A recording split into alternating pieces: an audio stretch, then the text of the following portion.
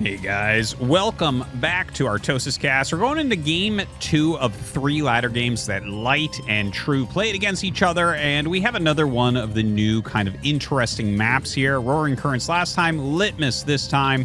You got to remember, it's got the 2 geysers, each with 3,000 gas. It's got this back passageway blocked off a little bit, but possible to jump units over or break through. And it's a 2-player map where everyone's kind of on the right-hand side of the map, with a lot of bases on the left-hand side, but kind of difficult to get to. So Litmus has been pretty interesting so far. Most people seem to think that it is a good map for Zerg in this matchup, probably primarily just because of the 2 geysers. It's just a little bit tough when Zerg gets 3 gases right off the bat. This is the type of map that Sulky really likes Crazy Zerg on. Again, anytime you have kind of wonky gas situations, Crazy Zerg becomes pretty intensely strong. Now, Light's coming down here quickly. This might be an eBay block. That's my best guess.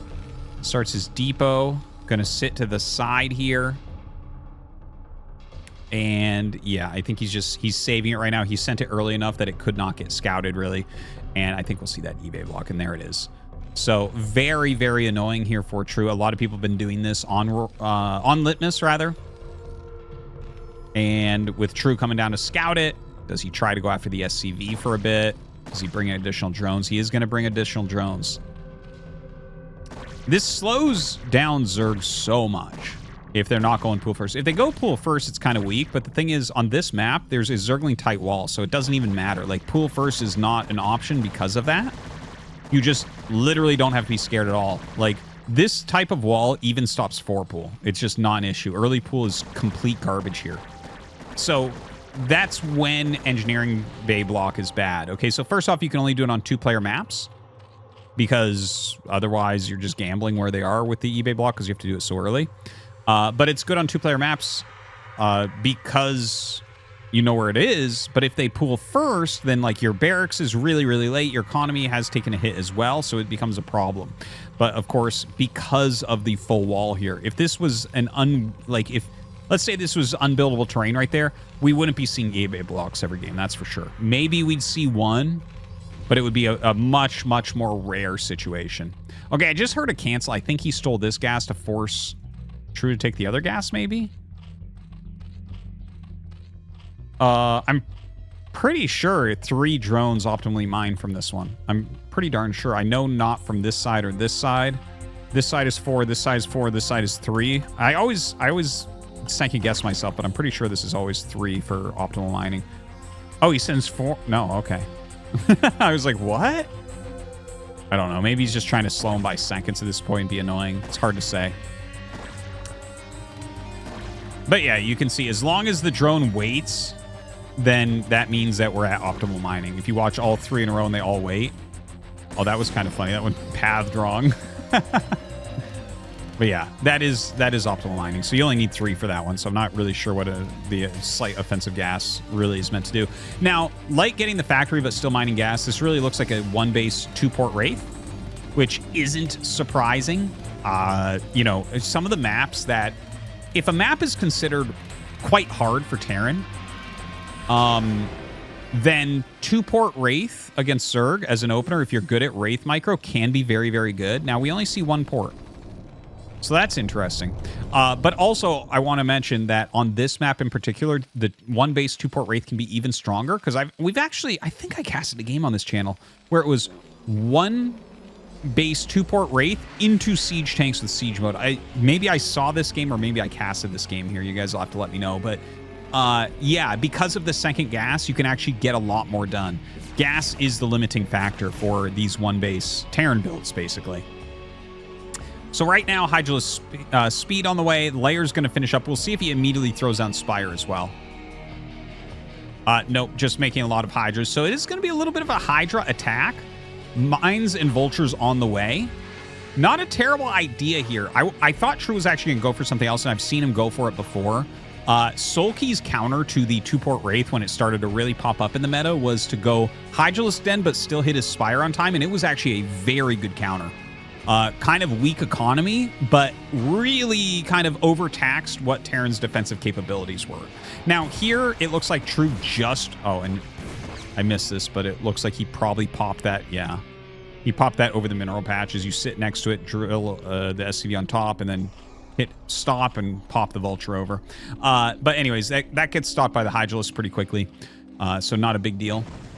But anyways, True here trying to go for a bit of pressure here. Now, Light is trying to keep him busy while he gets into position. He really should bring like 2-3 SCVs. Okay, there it is. Because he's going to need to repair.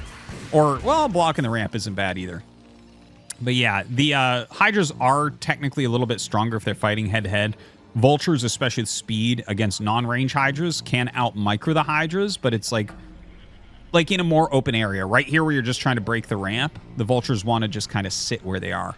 Now, mines are on the way. Another Marine has been made. He's going to make a bunker. Once this bunker is just about done, the Vultures can hop in a dropship and go over here for some damage.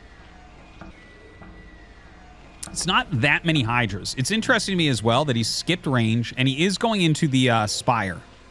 So the Spire, like, range is very easy. I mean, speed is very easy to see. Range is not in this type of situation. So what I'm feeling like I'm seeing here is he's trying to tell Light with these Hydras that he's not going Mutas. And then he's going Mutas. I think that this is more of a mind game than anything, having the speed Hydras. It's like a real commitment. Okay, and he actually gets the Wraith, which is very, very strong. Now, here comes the drop. There's probably going to be a lot of damage here. Now, Mutas are about to pop out, so it shouldn't be game-ending necessarily, but it might give Light enough time to actually react into good anti-air. And in fact, he's already making missile turrets, so it looks like he was kind of expecting this anyway. I think there was so little going on that he kind of figured it out. It's like, well, he has to be going Mutas. What else would he be doing right here? So down go those Vultures. They didn't get that many kills. 3-4 drones, maybe. Missile turrets being created. Very, very quick. Irradiate. Love fast Irradiate builds on one base, but it does take time for them to pay off. 6 Mutas coming up. Not quite enough to one-shot an SCV, so this is not all that scary right now. But at least he'll get a scout as to what's going on. In fact, he'll fly right over the mineral patches. Zergs have become very good at this lately, where they can read that you don't have mineral patches. I mean, you don't have like turrets necessarily in all the right places. So you can see here actually getting some really reasonable damage. SCV count down to 25. The Marines get pulled out. There's only 1 Marine left in this bunker. This is really reasonable from True. Okay, and he finally gets the Irradiate out. Really great counterplay with the Irradiated Muta as well. A couple of those SCVs in there are so red right now.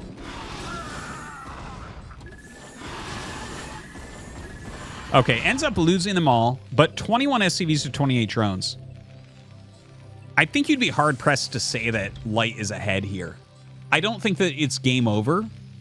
I still feel like Light has potential because the cost efficiency of the units he's making is so high.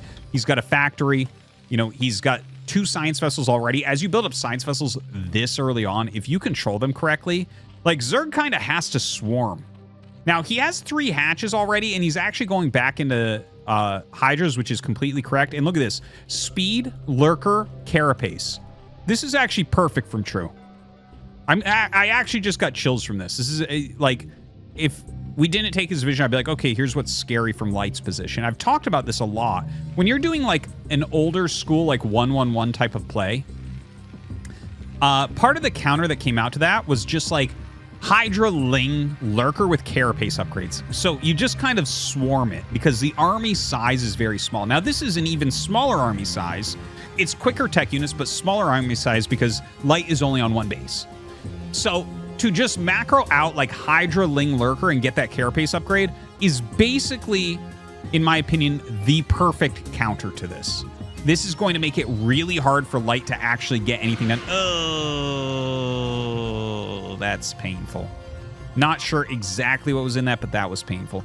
But yeah, Light is going to have a very hard time overcoming the army because there's just going to be so many units. Even though his units are higher tech generally, they're like technically more cost efficient. Just attacking into someone trying to cast Irradiates and micros, Marines, and medics, and like, is the tank already sieged or not? just being very quick and aggressive against that with lots of units is a perfect way to play. That's like exactly what you want to do. So +1 carapace is done. Speed is done. I assume he has Hydra range, but I didn't technically see that with my own eyes. A lot of lurkers out here looking very good.